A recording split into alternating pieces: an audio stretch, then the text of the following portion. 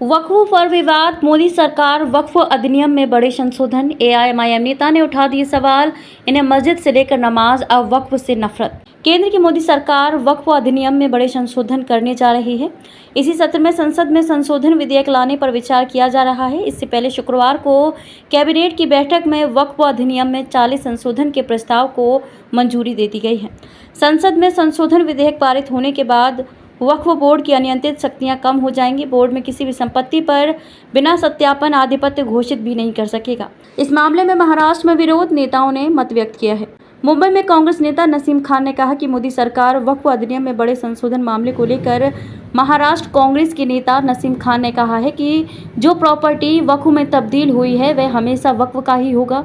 अभी का जो कानून है वक्फ को सुरक्षा प्रदान करना है, उसको बेच नहीं सकता, उसे अतिक्रमण नहीं कर सकता। उस जमीन का मुस्लिम समाज के वेलफेयर के लिए योजना ला सकती है। अगर ये सरकार उसे कब्जा करना चाहती है तो ये नियम के खिलाफ है। एआईएमआईएम नेता वारिस पठान ने वक्फ मामले में कहा कि आरएसएस और बीजेपी की नीयत में ही खोट है। इनको हमारी मस्जिद, नमाज, मदरसे, इजाफ, अब वक्फ से नफरत है।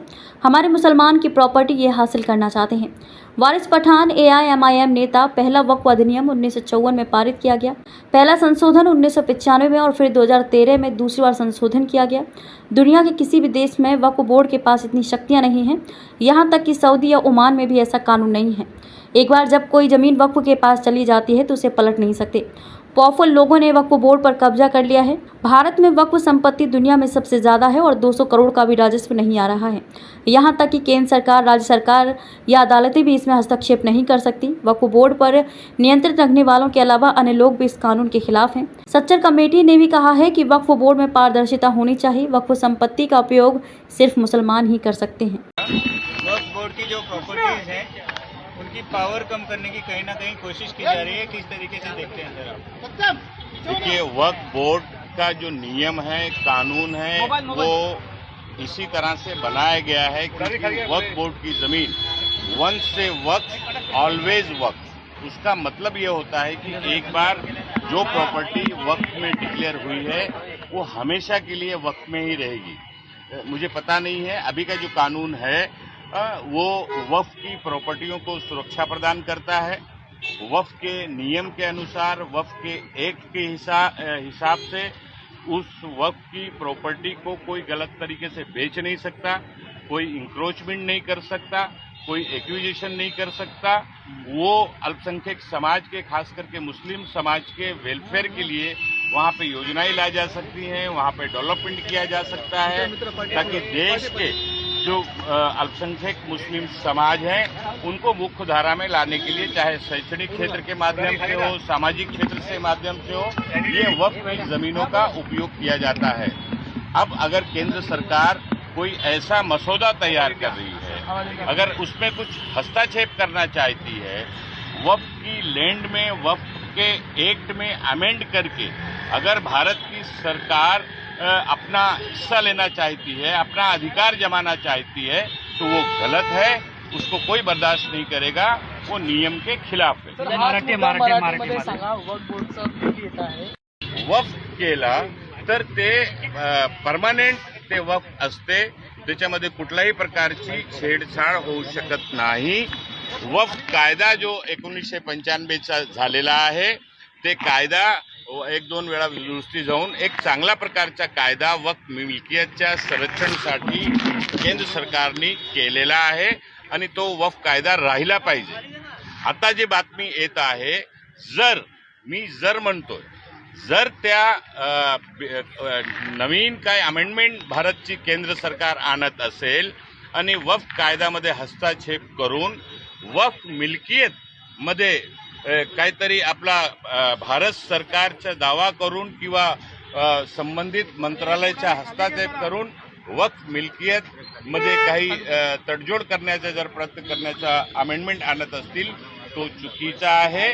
जसं मी पूर्वी सांगितलं की वक्फ कायद्याप्रमाणे एक वेळी जर कुठलीही वक्फ जमीन, वक्फ मिल्कियत वक्फ झाली तर तो ऑलवेज वक्फ असतो, परमनंट वक्फ असतो आणि वक्फ कायद्याप्रमाणे ती जागाच्या संरक्षण करण्याचं काम कायद्यामध्ये तरतुदी अनुसार दिलेलं आहे। त्याच्यामध्ये मला वाटत नाही कुठल्याही प्रकारची तरतुदी करण्याची गरज आहे। आणि जर अशा प्रकारच्या सरकार करत असेल तर त्याची भावना चुकीची असेल, त्याची पृष्ठभूमी चुकीची असेल.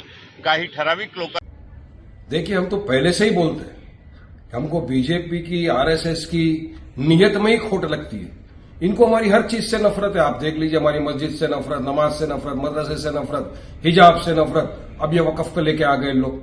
अरे वक्फ का एक्ट 1995 एग्जिस्टेंस में है, 2013 में उसमें अमेंडमेंट हो चुका है, मगर फिर भी इनको अमेंडमेंट ला के इनकी नीयत एक है कि किसी भी तरह से ये जो वक्फ की इतनी सारी प्रॉपर्टी है मुसलमानों की, उसको कम कर दिया जाए, उसको हासिल कर लिया जाए.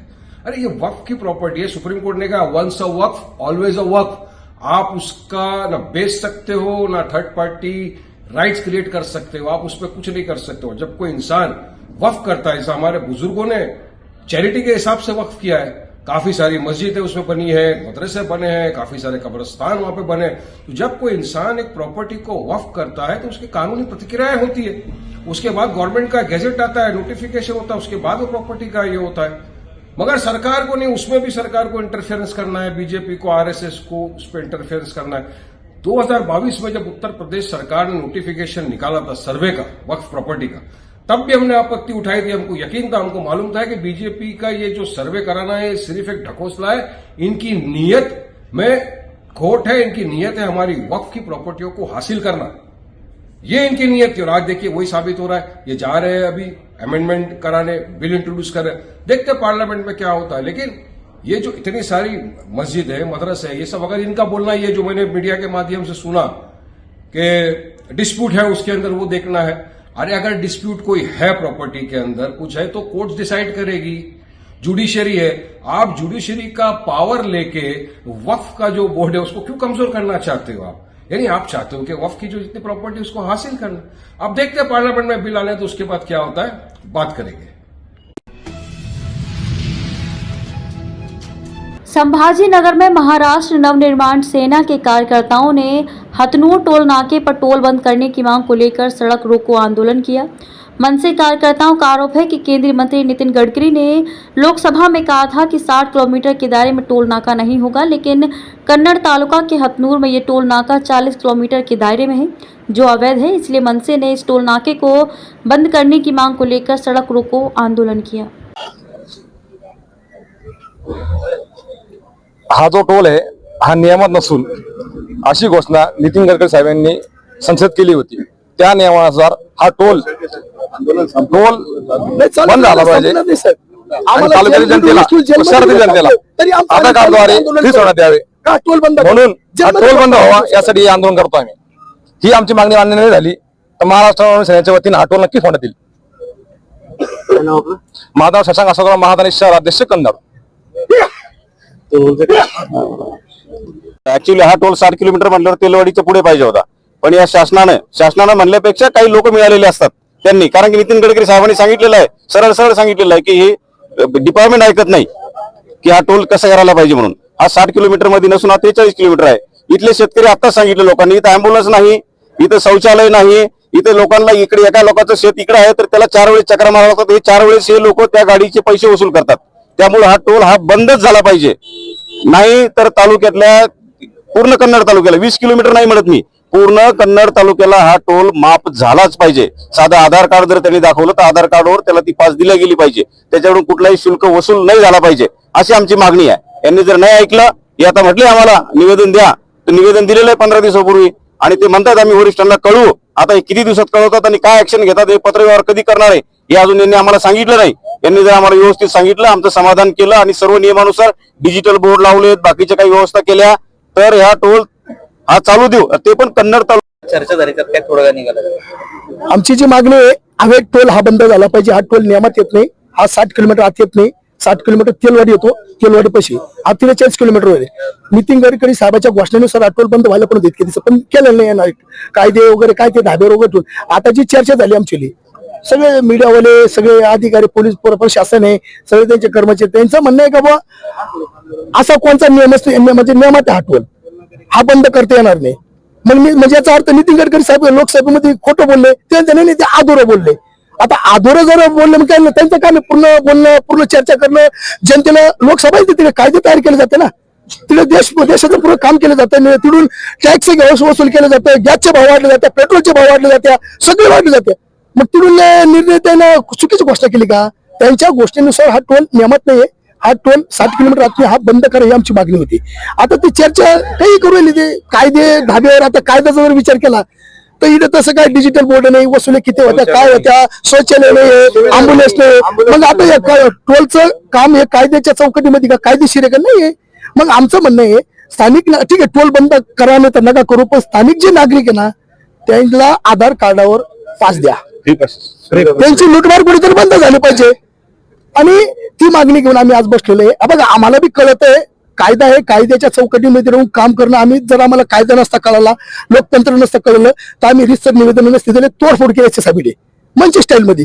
परंतु आपल्याला कायद्याच्या चौकटीमध्ये राहून आम्ही रितसर निवेदन दिलेले आहे. एमआयचं ऑफिस, टोल मॅनेजर, पोलीस प्रशासन सगळे निवेदन दिलेले. मग इतके आपल्याला 20 दिवस झालेले, 20 दिवसामध्ये कारवाई झालेली नाही. आज आम्हाला इकडे चालू पाण्यामध्ये आज आम्हाला इकडे मनसे सैनिकांना, शेतकरी तालुक्याच्या नागरिकांना आंदोलन करायला लागू लागली. आंदोलन करायची वेळ आणलेली आहे लोकांना.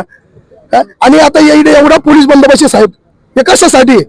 आंदोलन करत्याला जेलमध्ये टाकण्यासाठी का? आम्ही जेलमध्ये गेलो तरी चालेल, पण टोल बंद केल्याशिवाय आम्ही थांबणार नाही. आमच्यासाठी तालुका महत्वाचा आहे. माझं नाव मी अनिल शेळके पाटील, मनसे तालुका अध्यक्ष कन्नड.